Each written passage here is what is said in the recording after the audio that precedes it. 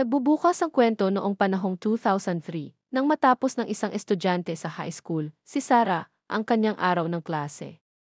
Sa halip na dumiretso sa bahay, pumunta siya sa isang repair shop ng relo.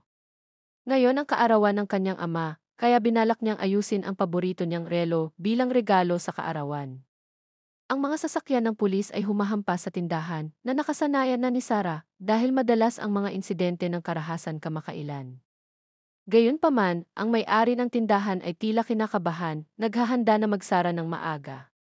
Pakiramdam niya ay mas maraming sasakyan ng pulis kaysa karaniwan ngayon. Buti na lang at naayos na ang relo ng kanyang ama, kaya isinugod si Sarah sa tindahan. Dahil hindi pa tapos sa trabaho ang kanyang ama, nakagawian na niyang binibisita ang kanyang mga kapitbahay. Natagpuan niya ang kanilang alagang aso na nakatitig sa paralisadong matandang kapitbahay na babae. Hindi ito masyadong inisip ni Sarah at umalis na lang sa bahay ng kapitbahay. Nakita lang niya ang ilang fighter jet na nakikipagdigma sa itaas. Medyo hindi siya mapalagay, iniisip kung may nangyayari ba talaga ngayon. Pagkalipas ng alas negatibo 1:00 ng gabi, umuwi ang kanyang ama na si Joel na pagod na pagod. Walang birthday cake o well wishes mula sa mga kaibigan at pamilya, ngunit inayos ng kanyang anak na babae ang kanyang relo bilang regalo sa kaarawan na nakaantig sa kanya. Magkasama ang mag-ama sa tsihe hanggang hating gabi. Biglang tumunog ang phone ni Joel. Ang kanyang kapatid na si Tommy, na binugbog ang isang lalaki, biglang nabaliw at ngayon ay nasa kustodya ng pulisya. Matapos ayusin ang kanyang natutulog na anak, nagmamadaling umalis si Joel para piyansahan ang kanyang kapatid. Hindi nagtagal, nagising si Sarah sa dagundong ng isang helicopter. Bumaba siya at binuksan ang VE na nagbo-broadcast ng emergency mula sa mga otoridad na hinihimok ang mga mamamayan na manatili sa bahay at huwag lumabas. Habang nagtataka si Sarah kung ano ang nangyayari, bigla niyang napansin ang alagang aso ng kapitbahay na tumatahol sa pinto. Balak niyang ibalik ito sa bahay ng kapitbahay, ngunit nang makarating siya sa pinto, tumakas ang alagang aso sa takot.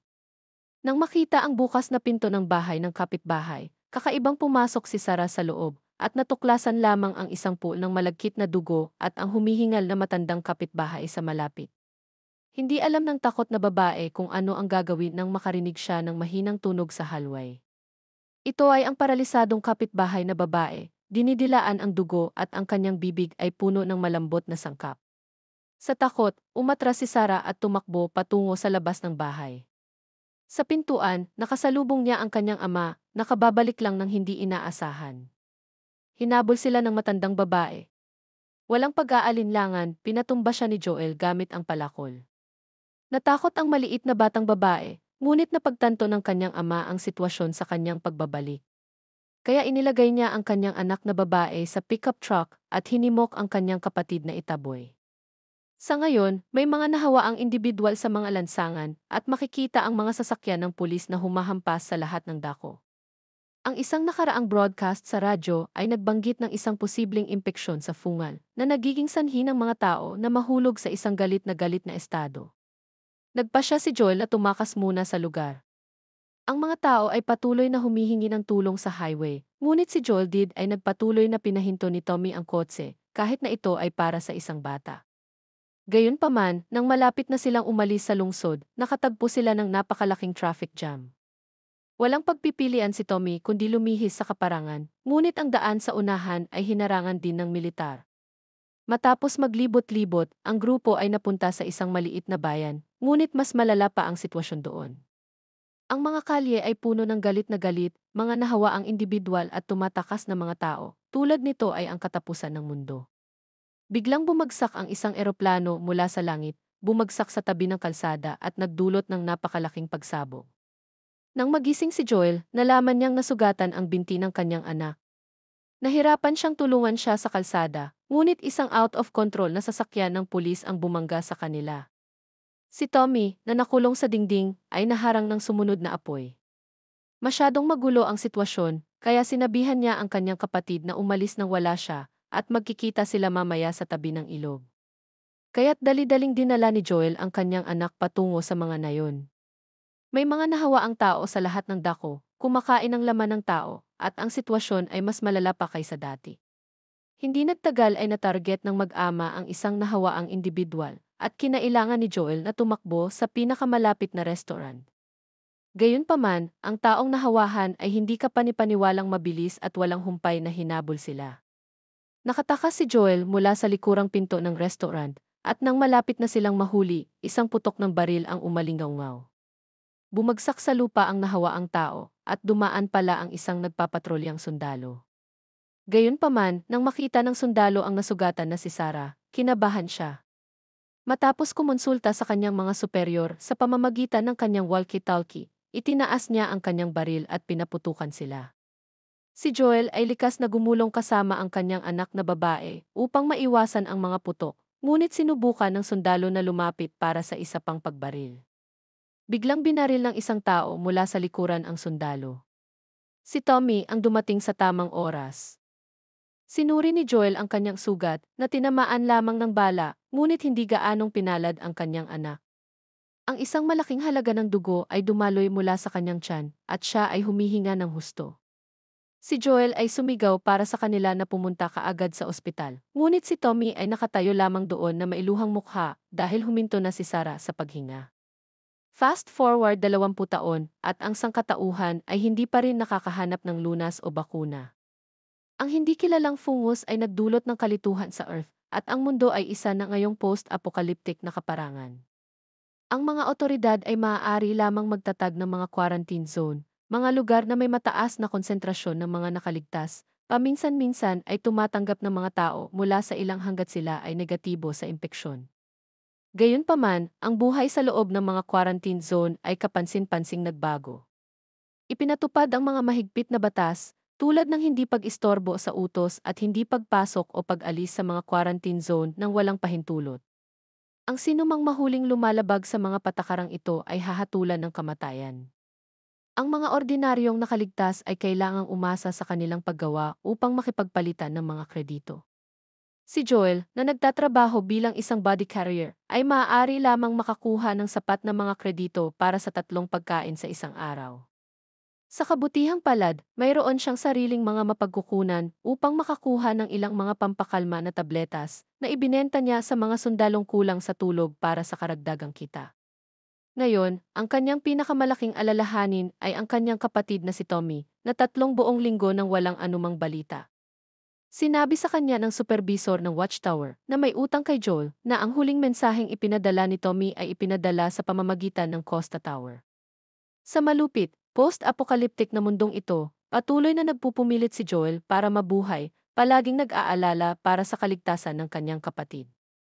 Gayunpaman, nananatili pa rin ang pag-asa sa puso ng mga nakaligtas na kumapit sa paniniwala na balang araw ay mahahanap ang isang lunas o bakuna at muling babangon ang sangkatauhan. Samantala, si Joel at ang iba pa ay kailangang umangkop at magtiis sa harap ng impeksyon ng fungal na sumira sa Earth. Agad na umuwi si Joel upang hanapin ang eksaktong lokasyon ng Costa Tower. Sigurado siyang kung may nangyari sa kanyang kapatid, malapit na ito. Ang mundo ay isa na ngayong magulong lugar na hindi lamang nahawaan ng uhaw sa dugo, kundi pati na rin ang mga laganap na magnanakaw at bandido. Kahit na sa loob ng mga quarantine zone, maraming grupo ng mga rebelde, kung saan ang mga alitaptap ang pinakamakapangyarihan. Gayunpaman, ang pangunahing prioridad ngayon ni Joel ay hanapin ang kanyang kapatid. Kinaumagahan, dinala siya ng partner ni Joel na si Tess ng masamang balita. Ninakaw ang baterya ng kotse na binili nila. Sa matinding pag-urong ng teknolohiya ng tao, ang gasolina at mga baterya ay naging mahirap na mapagkukunan. Kung walang sasakyan, hindi sila makalabas at hanapin ang kanyang kapatid, kaya kailangan nilang subukang nakawin pabalik ang baterya. Matapos gumastos ng pera sa palengke, sa wakas ay nalaman na nila ang kinaroroonan ng magnanakaw hideout. Pagdating nila sa lokasyon sa pamamagitan ng mga imburnal, biglang sumigaw si Tess nang matuklasan niya ang isang nahawaang bangkay sa dingding. Hinanap nila ang bawat sulok ng lugar at kalaunan ay nakakita sila ng isang nakatagong daanan na hinarangan ng isang bakal na pinto. Napansin ni Joel ang dugo na tumatago sa mga siwang ng pinto at napagtanto niyang may mali.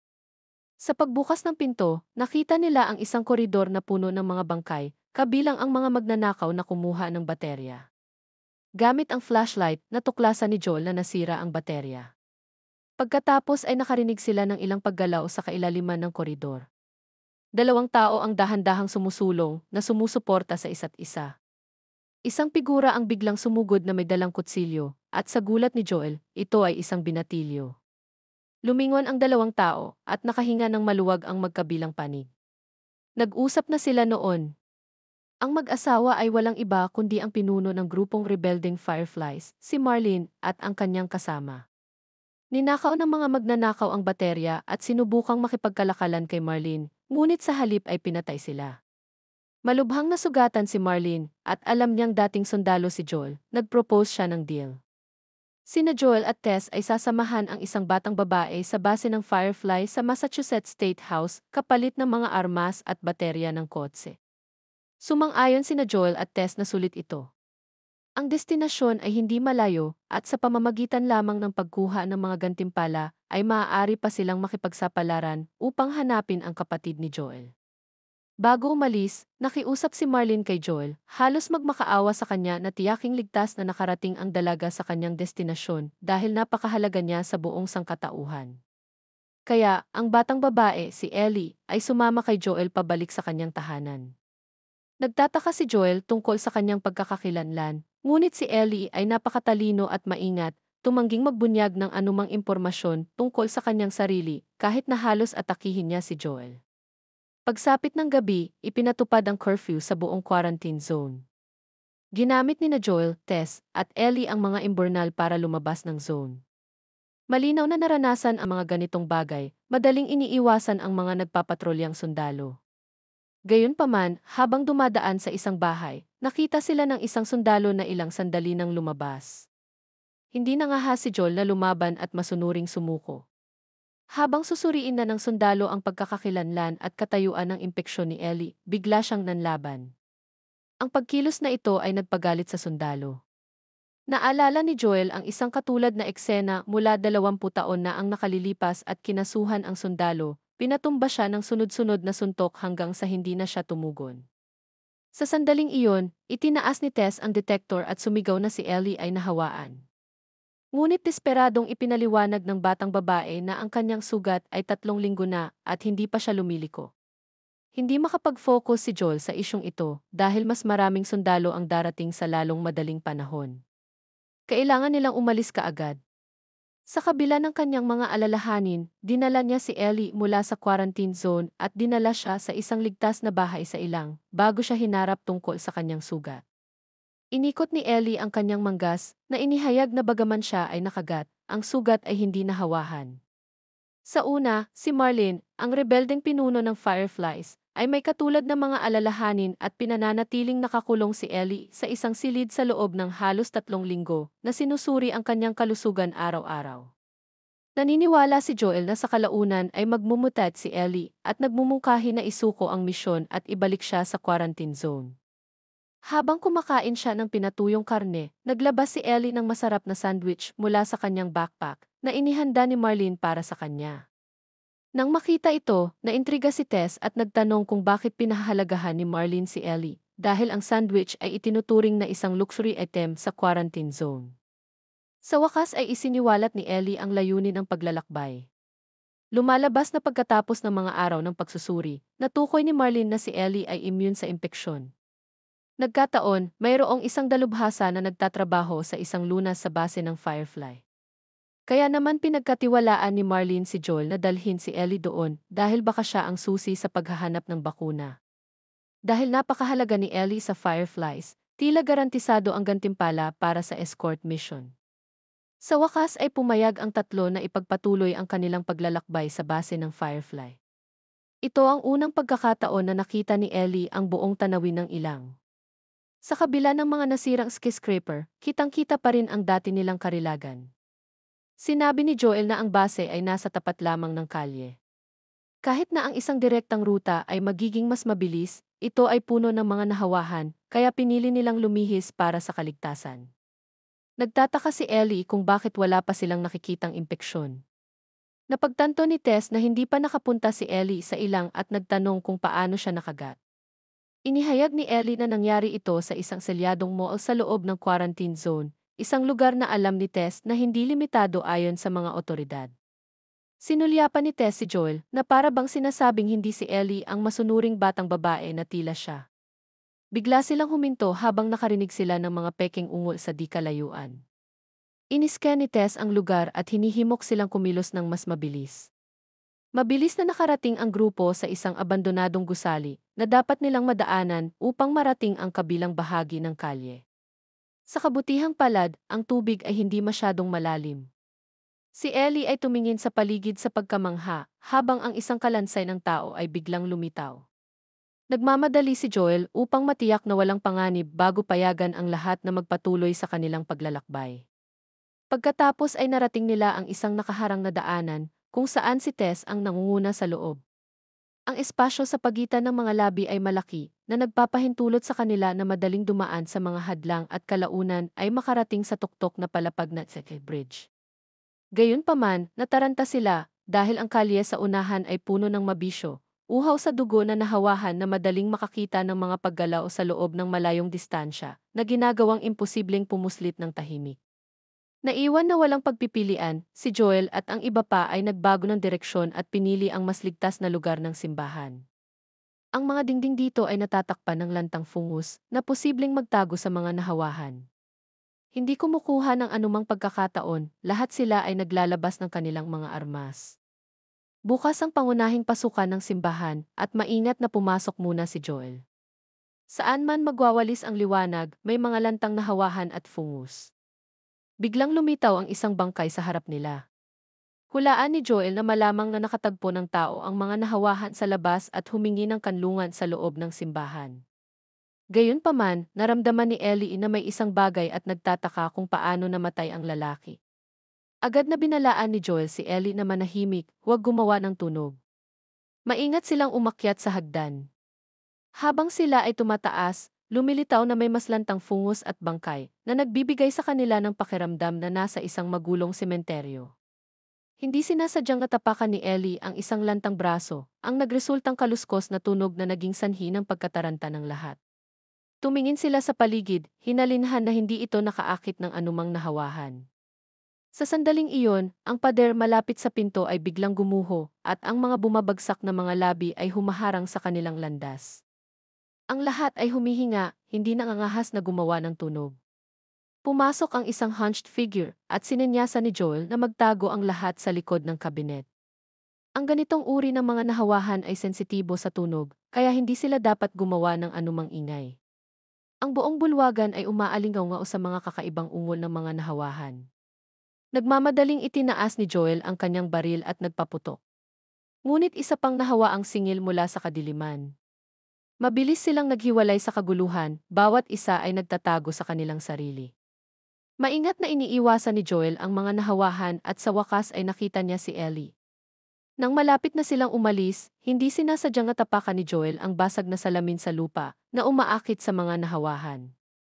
Mabilis na binaril at napatay ni Joel ang isa sa kanila, ngunit lumitaw ang isa pa. Agad na pumasok si Tess, gamit ang palakol upang masira ang pandinig nito, habang binaril at inalis ni Joel ang mga nahawahan. Sa kasamaang palad, si Ellie ay nakagat muli, ngunit siya ay tila hindi nabigla, malinaw na tiwala sa kanyang kaligtasan sa sakit.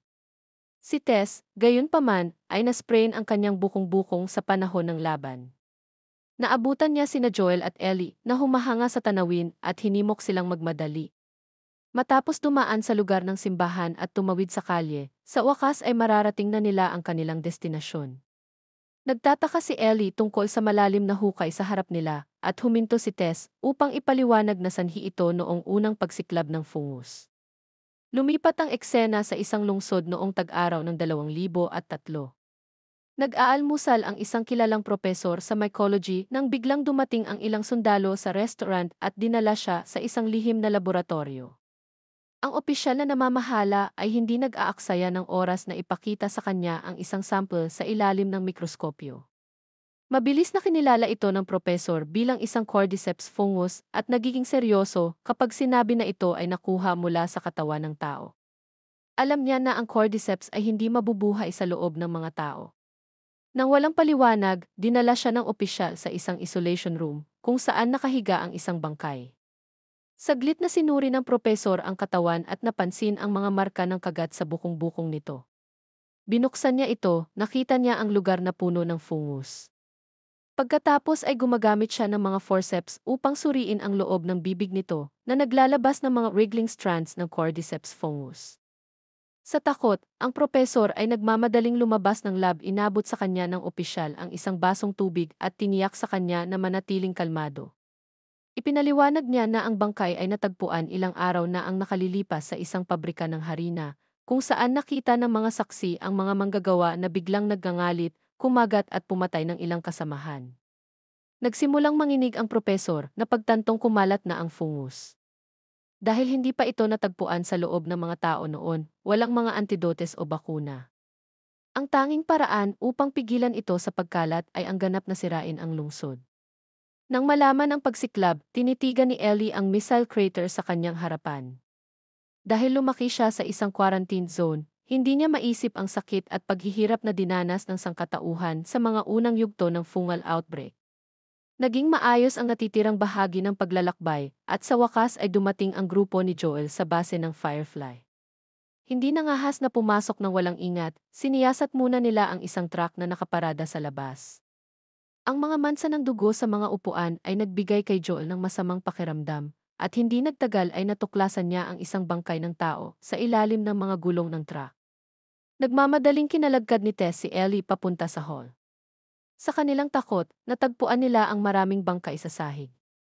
Ang mga rebeldeng puwersa ng alitaptap ay nabura. Napansin ni Joel ang isa sa mga nahawahan sa kanila na maaaring maging sanhi ng kanilang pagkamatay. Gayunpaman, nagalit si Tess, ayaw tanggapin na nabigo ang kanilang escort mission. Biglang binanggit ni Ellie na si Tess ay nahawahan at sigurado siya ay nakagat ng isang nahawaang likod sa simbahan.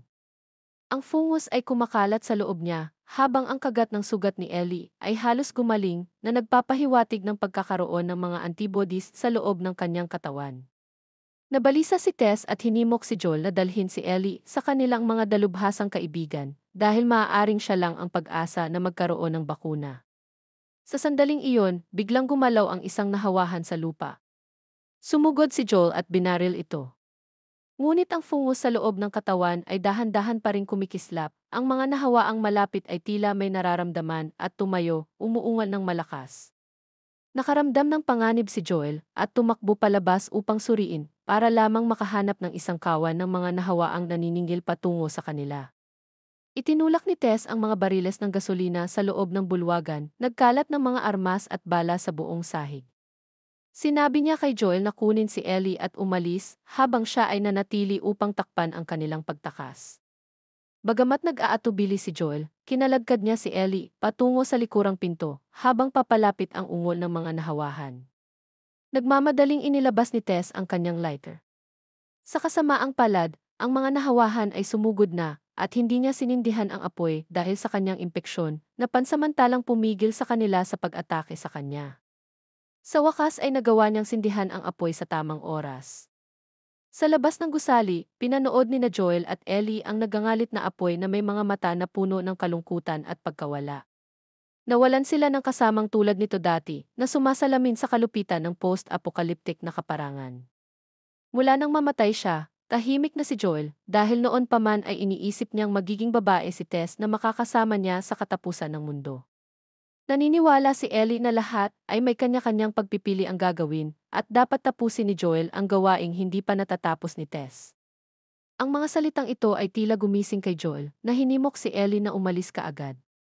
Kailangan nilang humingi ng tulong sa kanilang ekspertong kaibigan na si Bill sa labas ng quarantine zone. Sa kanilang paglalakbay, dumaan ang dalawa sa isang sakahan kung saan nag-stash si Joel ng mga gamit noon. Gayunpaman, matagal na ang nakalipas mula noong huli siyang bumisita, kaya kailangan niyang hanapin ang mga gamit. Naintriga si Ellie sa lahat ng kanyang nakita, dahil hindi pa siya umalis sa quarantine zone. Natuklasan niya ang isang storage room at tuwang-tuwang tumalon, ngunit sa kasamaang palad, ang mga istante ay walang laman na ang tanging bagay na natitira ay isang kahon ng mga sanitary napkin. Biglang, isang ungol na tunog ang nagmula sa isang sulok, at nang sumikat ang isang liwanag, natagpuan nila ang isang nahawaang nakulong sa ilalim ng isang tumpok ng mga bato. Kinakabahang lumapit si Ellie at nalaman na ang mga nahawahan ay hindi nakakatakot gaya ng naisip niya, kaya mahinahon niyang sinaksak ang mga nahawahan sa mukha. Samantala, nakakalap na si Bill ng mga supply at pinag-iisipan kung magdadala ng mahabang baril, ngunit sa huli ay nagpasya na hindi ito dahil sa kakaunting bala nito. Ipinagpatuloy na nilang paglalakbay, kung saan ipinahayag ni Ellie ang kanyang paghanga sa pagkawasak ng eroplano sa daan at naiinggit sa mga nakaranas ng paglipad. Tahimik na sinabi sa kanya ni Joel na patay na silang lahat, na lalong nagpasigla sa pagkamausisa ni Ellie. Nais niyang malaman kung paano lumitaw ang unang nahawahan bago ang apokalipse. At bago natin ipagpatuloy, please subscribe and like para sa part 2.